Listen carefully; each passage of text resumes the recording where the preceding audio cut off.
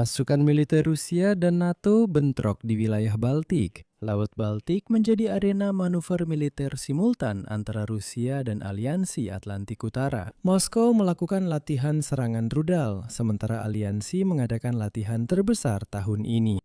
Dan Rusia sekarang takut bahwa NATO sedang berlatih skenario blokade Kaliningrad, sehingga mereka memutuskan untuk memamerkan senjata mereka di sana.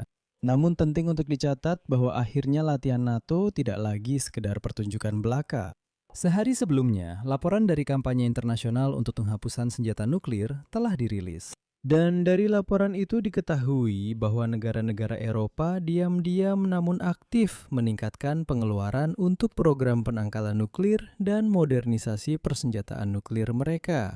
Dan semua ini sebagai respon terhadap ancaman nuklir dari Vladimir Putin. Dan dari laporan itu diketahui bahwa ketiga kekuatan nuklir barat meningkatkan pengeluaran untuk senjata nuklir pada tahun 2025 jauh lebih besar dibandingkan Rusia yang kotor, bahkan 10 kali lipat. Lebih dari itu, dilaporkan bahwa Amerika Serikat menghabiskan lebih banyak daripada semua negara nuklir lainnya jika digabungkan. Pada dasarnya, Vladimir Putin telah memicu perlombaan nuklir baru di mana dia sudah kalah. Itulah sebabnya dia mencoba menggertak dengan persenjataannya. Nama saya Alexei Peci. Mari kita bahas topik ini bersama-sama. Tapi sebelum kita mulai, saya mohon kalian untuk subscribe ke channel ini, like video ini, dan tulis komentar kalian di bawah video ini. Jadi, Laut Baltik hari ini telah menjadi arena manuver militer Rusia dan NATO secara bersamaan. Moskwa melakukan latihan serangan rudal, sementara Aliansi mengadakan latihan militer terbesar tahun ini. Angkatan Laut Rusia mengadakan latihan di Laut Baltik pada tanggal 8 dan 9 Juni. Selama manuver, mereka melakukan latihan peluncuran roket tak terarah, pemboman, dan serangan rudal. Sekitar 10 pesawat militer termasuk pesawat tempur dan pembom, serta 2 kapal rudal kecil dikerahkan dalam latihan militer tersebut. Manuver berlangsung di wilayah Kaliningrad, yaitu enklave Rusia yang terletak di antara Polandia dan Lituania, tempat markas Armada Baltik Federasi Rusia berada. Dan latihan seperti itu dilakukan oleh orang Rusia yang kotor tepat di dekat Kaliningrad, bukan tanpa alasan. Faktanya, pada saat yang sama, latihan NATO Baltop sedang berlangsung di Laut Baltik yang dimulai pada 4 Juni dan akan berlangsung hingga 20 Juni.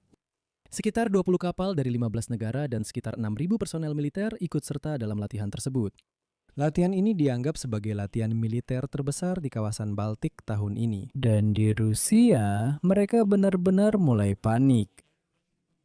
Menjelang latihan NATO, Menteri Luar Negeri Lituania, Kęstutis Budrys, menyatakan bahwa NATO mampu menetralkan fasilitas militer Rusia di wilayah Kaliningrad dalam sekejap.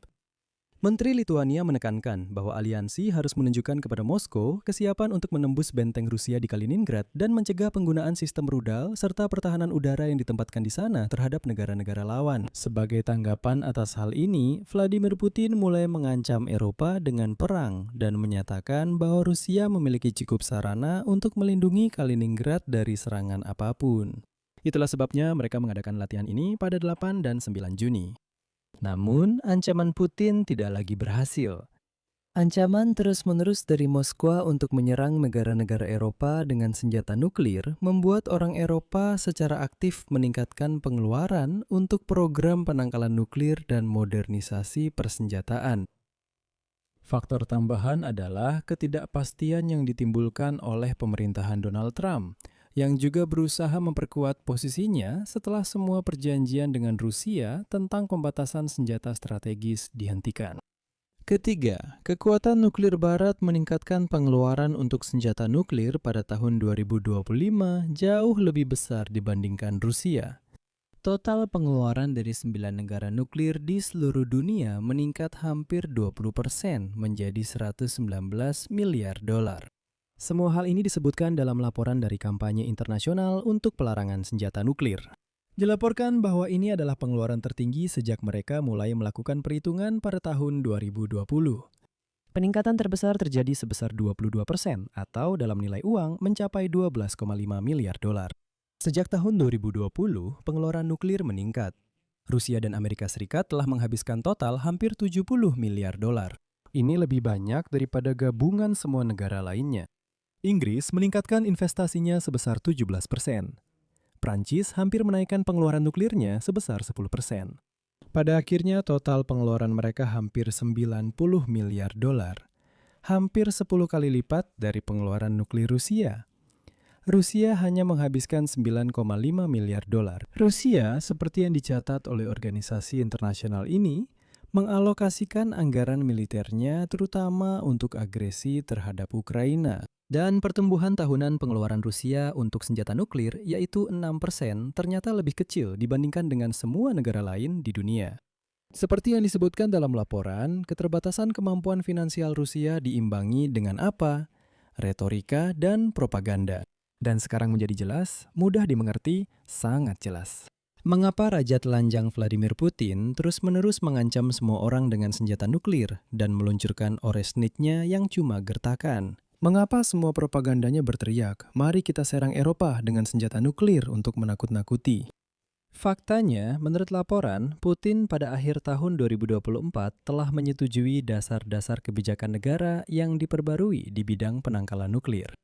Dengan memperluas kemungkinan penggunaan arsenal nuklir sebagai respons terhadap ancaman non-nuklir dari negara lain yang didukung oleh kekuatan nuklir. Intinya, Putin sangat paham bahwa dirinya sendiri tidak sanggup mengikuti perlombaan nuklir itu yang ia mulai sendiri. Memang tidak mampu. Oleh karena itu, perlu berteriak keras bahwa kamu bisa menggunakan senjata nuklir agar semua orang di sekitar takut. Berteriak bahwa ya, aku gila, aku siap menggunakan nuklir dan sebagainya. Tapi Barat tidak takut, dan seperti yang kita lihat, diam-diam mereka justru meningkatkan pengeluaran untuk nuklir. Dan dalam situasi ini, negara-negara Uni Eropa sedang membahas pembentukan sistem pertahanan nuklir Eropa dengan melakukan negosiasi dengan Prancis. Presiden Prancis Emmanuel Macron pada awal Maret lalu juga mengumumkan perubahan dalam strategi nuklir dan tahap baru dalam upaya penangkalan Prancis.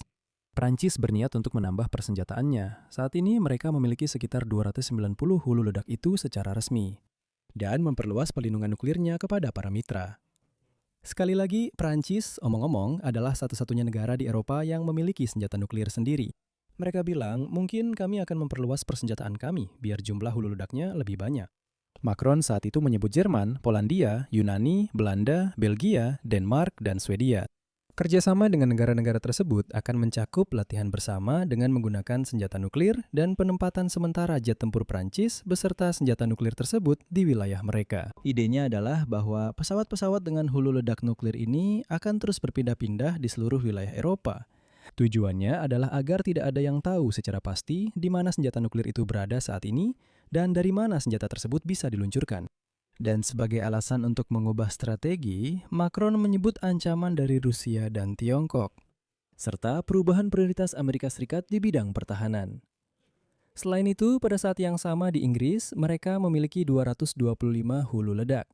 Dan sekarang mereka sedang membangun 4 kapal selam nuklir baru dan mengembangkan hulu ledak baru. Jadi jelas bahwa Eropa sekarang tidak hanya sekedar mengamati ancaman dari Vladimir Putin yang liar ini. Eropa diam-diam memperkuat kekuatan penangkalnya. Dan sudah menjadi jelas bahwa Putin kalah dalam perlombaan nuklir, meskipun dia berharap ini akan menjadi alat tekan utamanya terhadap Barat. Namun Barat melihat dan berpikir seperti ini. Putin mengancam dengan senjata nuklir. Baiklah, kalau begitu mari kita perluas persenjataan nuklir kita sendiri, agar si botak memalukan itu tahu dengan siapa dia berurusan. Intinya, saya akan akhiri di sini. Tulis pendapat dan kesimpulan Anda di kolom komentar di bawah episode ini. Jangan lupa subscribe channel ini, tekan lonceng, dan beri like. Jika Anda ingin mendukung kerja channel YouTube ini, Anda bisa melakukannya secara finansial melalui donasi di link dan informasi yang ada di deskripsi video ini. Itu saja dari saya. Jaga diri Anda. Sampai jumpa.